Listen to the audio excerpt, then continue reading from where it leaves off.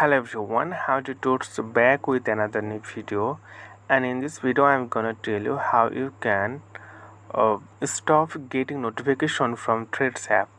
So every notification you can stop just for one click. Okay, so here you can see the Threads app. I'm going to click on Threads app. You need to click here on Threads app and then click here. Here you can see the option human icon bottom right corner on your screen, so simply click on that. Once you click on that, then you have to go here to line top right corner on your screen, so simply click on this. So once you click on this, then you will get the option here notification, second option on your screen.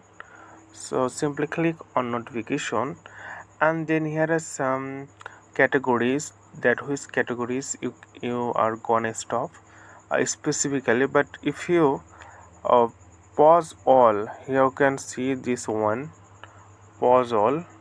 So when you click there, pause all, then here you'll get some times like 15 minutes you will not get any push notification, 1 hour, 2 hour, and 8 hour, until 8 hour. So once you click there and then choose, like I'm gonna choose for example 15 minutes.